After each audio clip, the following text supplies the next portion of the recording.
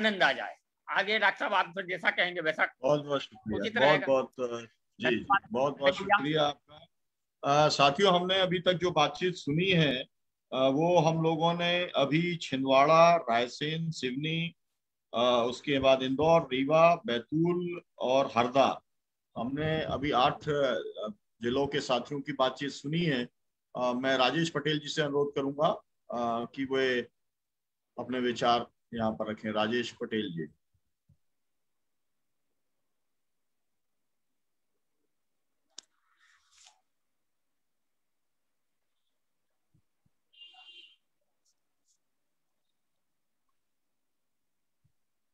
बोलिए, आपकी आवाज नहीं आ रही है। आपकी आवाज नहीं आ रही है राजेश जी। अब आ रही सर? हाँ, आ रही है, अब आ रही है। 282वीं ऑनलाइन किसान पंचायत में शामिल सभी वरिष्ठ जनों व हमारे साथ में लड़ाई लड़ रहे सभी किसान भाइयों को इंकलाब जिंदाबाद। डॉक्टर साहब, जैसे आज जो मुद्दा हमारा विशेष तौर से देखा जा रहा है किसान कर्ज माफी का, सरकार ने, पिछली कांग्रेस सरकार ने जो कर्ज माफी की घोषणा की, उसके बाद में जो आदेश जारी हुए, आदेश जारी होने के बाद में 50,000 तक लोगों के कर्ज माफ भी हुए हैं। और उसके बाद में अचानक से विधायकों की खरीद फरोख्त के बाद में सरकार गिर गई और वो काम जो है जहां की वहीं अभी तक रुका हुआ है। कैबिनेट से प्रस्ताव पास है, मध्य प्रदेश में जो वर्तमान में सरकार चल रही है, या तो फिर वो उस प्रस्ताव को उसको खारिज कर देना चाहिए और बताना चाहिए किसानों को कि भाई हम जो है आपका कर्जा माफ नहीं कर सकते हैं, अब आप चाहे इसको भरना है भरो, नहीं भरना है जो करना है उसको करो आप। दूसरी चीज, अभी विभिन्न समाचार पत्रों के माध्यम से जानकारी मिल रही है, जैसे आपके छिंदवाड़ा में बहुत ही मतलब गलत तरीके से किसानों से अब वसूली का कार्यक्रम बैंकों ने शुरू कर दिए हैं, जबरन तरीके से। तो किसान कर्ज माफी तो होना ही चाहिए। हमारा ये विशेष प्रस्ताव है संघर्ष समिति से कि भाई हमको इस लड़ाई को अब हमको लड़ना पड़ेगा। और दूसरी चीज कि जो वर्तमान में जो वसूली की जा रही है वो वसूली टोटली बंद होनी चाहिए और जबरन तो बिल्कुल होनी ही नहीं चाहिए, एक चीज। दूसरी चीज, हम देख रहे हैं कि भारतीय जनता पार्टी की सरकार प्रदेश में है। सर मेरी आवाज आ रही ना? बिल्कुल आ रही है, बिल्कुल आ रही है, बोलिए। जी जी, प्रदेश में भारतीय जनता पार्टी की सरकार है और अभी एट प्रेजेंट में किसान बहुत परेशान है। हमारे सिवनी जिले में लगभग 2 साल पहले यहाँ जो विपणन विभाग है, विपणन विभाग सहकारी समितियों को मटेरियल सप्लाई करने का काम करता है, चाहे वो खाद हो, बीज हो या फिर अदर जो उर्वरक हैं, वो सारा की सारा। अभी हम यहाँ पर देख रहे हैं हमारे किसानों को जो है जिस मात्रा में खाद चाहिए वो खाद तो मिल नहीं रही है।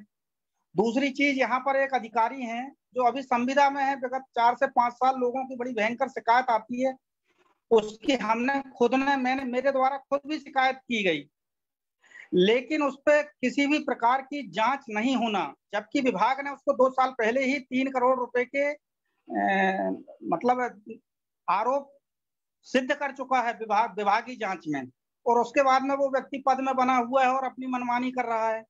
भाई डीएपी, यूरिया जो खाद अनिवार्य रूप से समितियों को भेजनी चाहिए वो तो पहुंच नहीं रही हैं और जबरदस्ती दूसरे मटेरियल समितियों के पास में भेज दे रहे हैं, जिससे कि क्या है, जो किसान अगर मान लीजिए कोई दूसरा मटेरियल जैसे मान लीजिए जिंक है, ये है, वो नहीं लेना भी चाहता, तो मजबूरी में जो समिति के प्रबंधक हैं वो जबरदस्ती जो है हमारे किसान भाइयों को वो सामग्री देने का काम कर रहे हैं।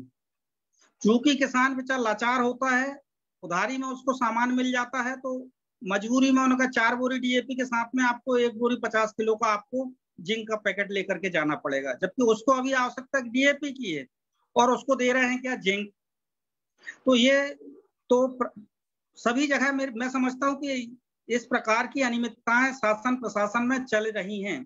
और मध्य प्रदेश सरकार का सबसे मेन चीज है, जैसे अभी योगेश तिवारी जी ने बताया कि अगर मान लीजिए तरीके के साथ में राजस्व विभाग, राजस्व जो हमारा है वो उसका जो पूरा बंदरबाट होता है वो इसी प्रकार की अनियमितताओं के कारण से ज्यादा बंदरबाट होता है।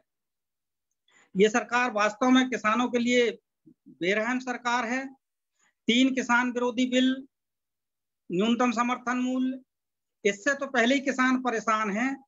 अभी हमने देखा विगत 13 महीने में सरकार ने 26 रुपए लीटर पेट्रोल पे दाम बढ़ाए हैं और 25 रुपए लीटर डीजल के दाम बढ़े हैं। उससे अगर हम कंक्लूड करें, हमारे मक्के का तो 20 पैसे प्रति किलो बढ़ाया है, तो मतलब 20 पैसा प्रति किलो बढ़ा करके भारतीय जनता पार्टी की सरकार ने जो वादा किया था 2022 तक हम किसानों की आय दुगनी कर देंगे, तो 20 पैसे प्रति किलो बढ़ा करके उनकी आय तो दुगनी होने वाली नहीं है। तो वही है कि हम सभी लोग और डॉक्टर साहब आपके माध्यम से कि हम प्रदेश स्तर पे या तो पहले हम गांव-गांव कोई रैली वगैरह निकालें, मोटरसाइकिल से निकालें, जितने भी साथी हैं उनके साथ में निकालें और सारे किसानों को संगठित करने का काम करें कि अब जो है हम 3 किसान विरोधी बिल और न्यूनतम समर्थन मूल्य गारंटी कानून के लिए तो लड़ ही रहे हैं। अब हम जो है इस पे भी जो है हम जो कर्ज माफी थी, इस कर्ज माफी के लिए भी अब हमको आना पड़ेगा। तो मैं ऐसा मानता हूं कि कर्ज माफी के मुद्दे को लेकर के हर किसान हमसे जुड़ेगा और ताकत के साथ हमारा संगठन और भी मजबूत होगा। क्यों? क्योंकि हर किसान इस समय बहुत परेशान है। पिछले बार हमारे सिवनी जिले के किसानों को मक्के के दाम नहीं मिले, आधी कीमत में उनको बेचनी पड़ी है। दूसरी चीज, अभी जो गेहूं की जो फसल उन्होंने बेची है, उससे जो पिछला और जो है अभी तो वो मेंटेनेंस भी नहीं पूरा हो पाया है, फिर वो कैसे कर्जा भरेगा? तो वही है कि जो सरकार जो कर्ज वसूली का जो कार्यक्रम जो चालू कर रही है उसको तत्काल स्थगित करे। हमारी इस मंच के माध्यम से ये मांग है और कर्ज माफी के और आगे बढ़े, क्योंकि कर्ज माफी तो ये करेंगे, लेकिन ये सोचती है भारतीय जनता पार्टी की सरकार कि जो आने वाला चुनाव है उसके करीब करीब में ये लोग कर्ज माफ करेंगे ताकि फिर उसको उसका लाभ मिल सके। बस इन्हीं बात के साथ मैं अपनी बात को यहीं समाप्त करता हूँ। धन्यवाद। मैं सभी साथियों को कहना चाहता हूँ, आपको मालूम है इस देश में किसान संघर्ष समिति एक ऐसा संगठन है जिसने सबसे पहले किसानों की कर्जा माफी के सवाल को